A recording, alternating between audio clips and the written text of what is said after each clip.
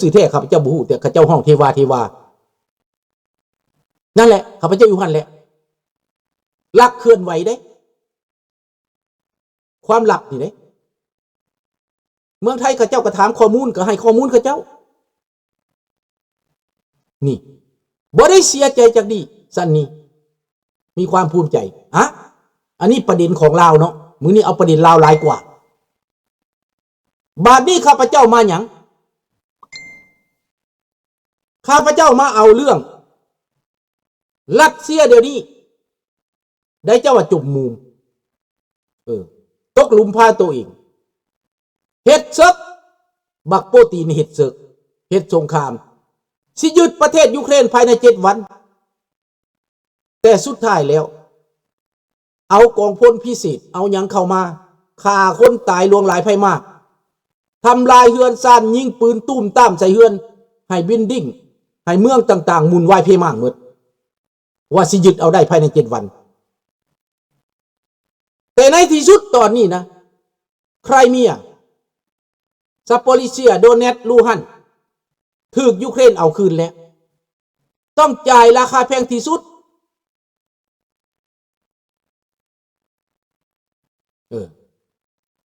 รัสเซียตอนนี้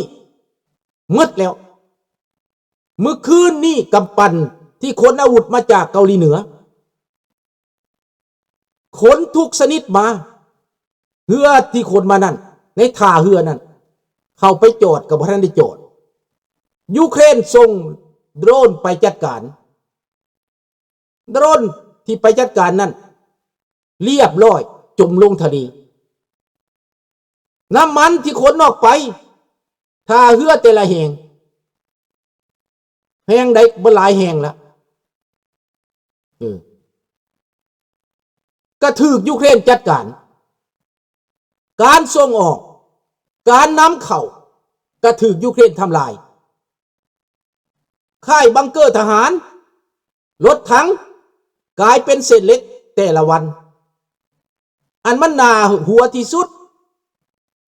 น่าละอายที่สุดยนต์หลบเฮลิคอปเตอร์ชนิดพิเศษราคาเป็นเท่าใดล้านบ่แม่น18 ล้านหา20 ล้านบนบกคันหนึ่งติดอาวุธได้ยนต์ติดอาวุธของยูเครนรัสเซียนะถูกโดรนของยูเครนสอยลงลำหนึ่งตกลงกลางเดินอีหยังก็ไปบ่รอดจักกันนี่เขาห้องว่าเวรกรรมตามสนองแล้วตอนนี้นะเวรกรรมตามสนองคนรัสเซียอยู่ในทุกแห่งทุกหนจะบ่มีแห่งใดจะปลอดภัยพวกโบรกเกอร์รัสเซียที่เคยเว้าอวดโสมอวดอ้างเสียงแผ่วลงหมดแล้วนักข่าวในประเทศไทยบิดเบือนข่าวก็แผ่วลงแล้วนักข่าวที่โปรสายจีนสายเลียจีนนะก็แผ่วลงหมดแล้วเรื่องยูเครนนี่นะบ่ย่อหยันบ่ดูถูกคนยูเครนหลายแล้ว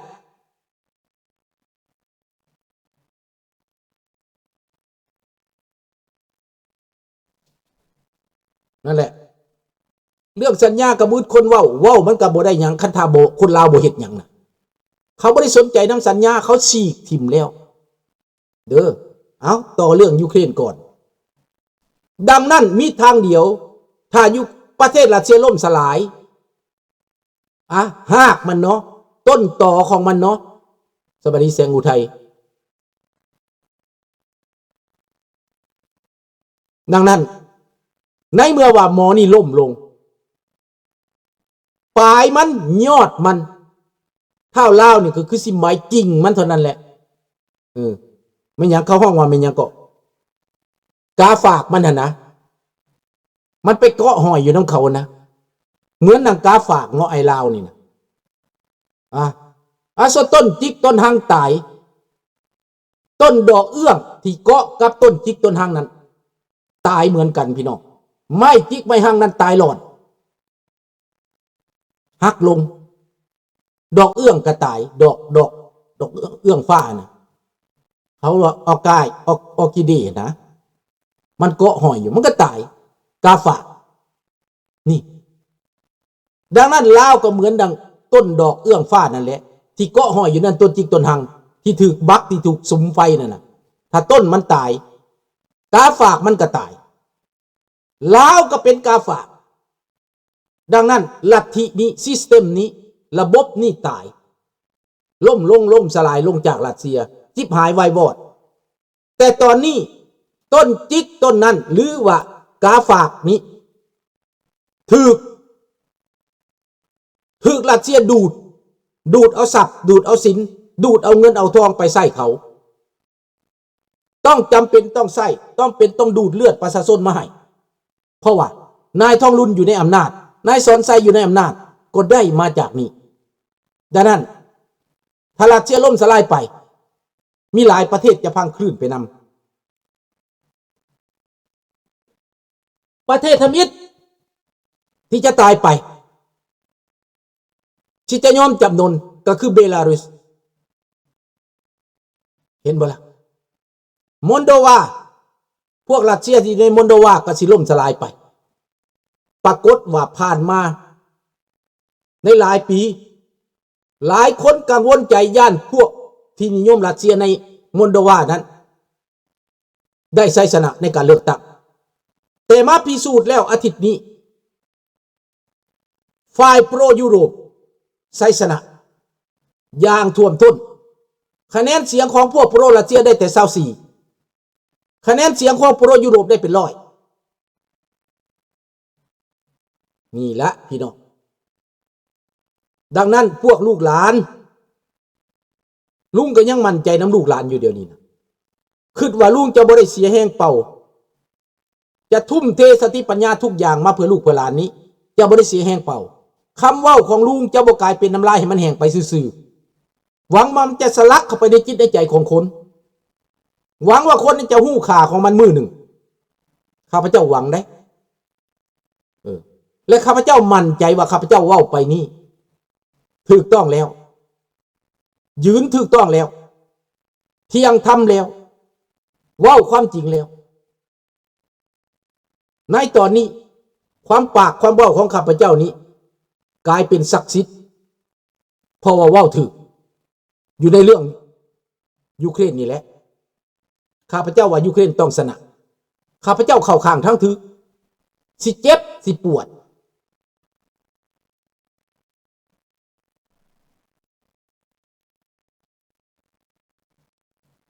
ที่อยู่ในสัญญาหรือบ่อยู่ในสัญญาเขาก็ผิดอยู่ดีแต่คนลาวเฮาบ่ฮู้จักคนลาวเฮาบ่มีหัวใจที่ว่าเจเนาะฮู้แล้วบ่มีหัวใจอยู่หมดนี่แหละทรัพย์สมบัติของประเทศลาวเขาก็จกตับจกไตความหังความมีเขาก็ญาติเอาไปแทนที่คนลาวจะได้ประโยชน์พวกเจ้าก็ยังบ่ฮู้คนจีนเอาไปเบิดเงินคำเขาเอาไปเบิดบ่อเพชรบ่อพลอยบ่อ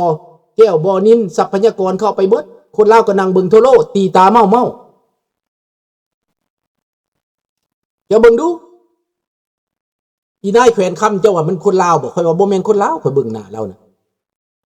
ตุ้ยสมูพานตุ้ยสมูพุ่นนะสายข้อแล้วนี่สัมโปรตีนพุ่น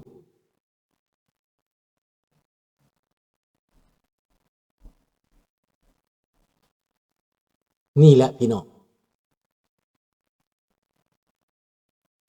แม่นแล้วข้าพเจ้านี่ยอมว่าเสียสละเพื่อลูกเพื่อหลานดังนั้นในรัสเซียนี้ใกล้แล้วพี่น้องข่าวทั้งเวเนซุเอลาก็บ่แม่นว่าโดนัลด์ทรัมป์ไปปรากฏตัวซื่อๆได้ปรากฏว่ายึดคำได้หลายต้นอยู่ในบังเกอร์ของเวเนซุเอลาในบ้านพักของนายมาดูโรอเมริกาเขาเฮ็ดหลายอย่างเลยเขาได้ข้อมูลนำตัวนั้นเนี่ยเขาไปยึดเอาตัวนั้นข้อมูลที่ว่าสายมันต่อหาไผต่อหาคิวบาต่อหาจีนต่อหารัสเซียต่อหาอิหร่านเขาไปเห็นเบิดเอกสารลับนะต่อหาพวกฮามาสต่อหาพวกหัวหุ้นแห่งของมุสลิมต่อหัวพวกคอมมิวนิสต์โคลอมเบียนก็สนับสนุนจากมาดูโรเงินคำที่เขาขายยาเสพติดทำลายอเมริกาได้เป็นต้นเป็นตันได้คำเป็นต้นเป็นตันไหนมีเงินมหาศาลแต่ประชาชน เวเนซุเอลายากจนเขาอึดอยากหมากแผ่นแต่สปปลาวนี่คือกันพวกผู้นำเป็นมหาเศรษฐีกันหมดเห็นบอกเขาจังเว้าแล้วเว้าอีกเขาจับกันบ่ได้เห็นบอกเขาลิ้นละครเนี่ยมันร่ำรวยขายประเทศนี่แหละแต่ประชาชนเงินสิให้การศึกษาก็บ่มีฮึกบ่แต่ว่าข้าพเจ้าก็ยังเสือลิงน้อยได้ข้าพเจ้าเสือลานลิงน้อยนี้อย่างน้อยลานลิงน้อยก็มีการศึกษาผู้จักความจริงอันนี้ลูกปฏิวัติเด้อลิงน้อยนี่เป็นลูกปฏิวัติพ่อแม่เป็นนักปฏิวัติเบิดแต่เราก็มาค้นคว้าเรามาศึกษาเราเรียนรู้เราเข้าใจอันนี้ข้าพเจ้าเชื่อว่าลิงน้อยจะเฮ็ดหน้าที่นี้สมบูรณ์แบบเป็นผู้นำที่ดีพาลูกพาหลานพาพี่น้องต่อสู้เปลี่ยนแปลงประเทศนี่แหละเรื่องนั้นบ่ต้องห่วงเด้อลูกหลานเวียกที่ว่าสัญญานั่นสัญญานี่พวกเขาอยู่ในต่างประเทศนี่ไปทวงเบิดแล้วยืนสรรพชาติเบิดแล้วทุกสิ่งทุกอย่างการละเมิดสิทธิมันยังกันยืนเบิดแล้วเด้อเขาฮู้เบิดแล้วความเสื่อมโทรมของสปปลาวเขาฮู้เบิดแล้ว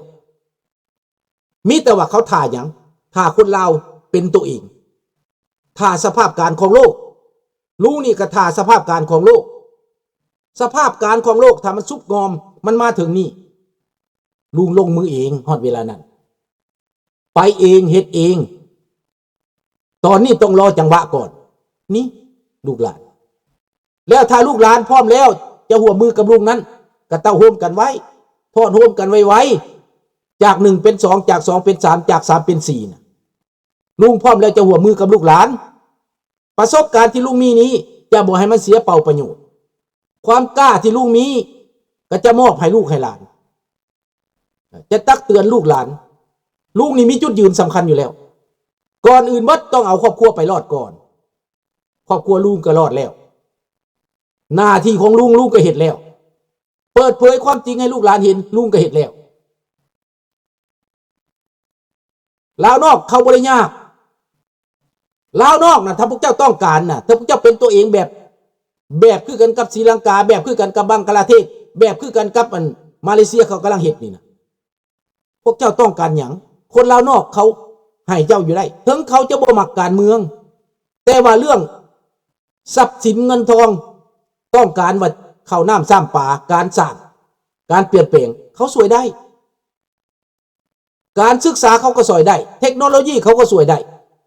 อันนั้นแหละเขากระทาแต่ตัวนั้นแต่จะให้เขาไปเฮ็ดเองนี่นะ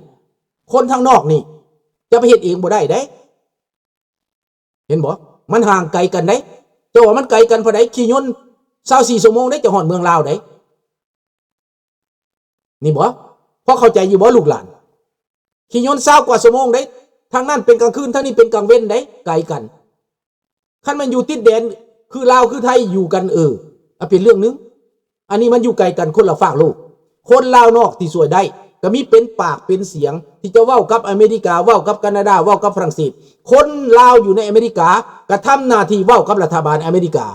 คนลาวที่อยู่นอกอยู่แคนาดาก็เว้ากับรัฐบาลแคนาดาคนลาวที่อยู่ฝรั่งเศสก็เว้ากับคนฝรั่งเศสแม่นบ่อย่าลุงโพ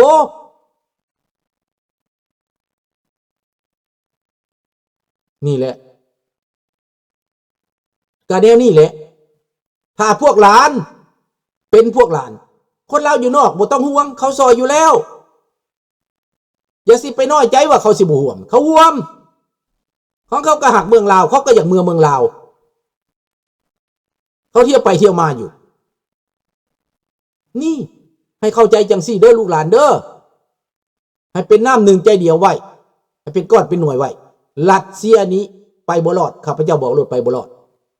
เว้นเสียมันจะเฮ็ดสงครามนิวเคลียร์เฮ็ดสงครามนิวเคลียร์ก็เจออเมริกาพอทหารอเมริกาเตรียมไว้เบิดแล้วอเมริกาเตรียมเบิดแล้วตอนนี้ประเทศจีนกระตกอยู่ในหลุมพรางของเศรษฐกิจสบายดีบุญษาเศรษฐกิจใกล้จะล่มสลายจีนก็ได้บ่แม่นว่ามันง่ายได้รัสเซียก็เจอทางตันคือกันที่พวกใส่ให้ป้ายสีว่าอเมริกาไปบ่รอดหันมาเบิ่งเด้อสบายดีกินน้อยให้มาเบิ่งผู้ใดอยากเห็นอเมริกาว่ามันเป็นแนวใดพวกที่อยากเอาบริกมาล่มอเมริกา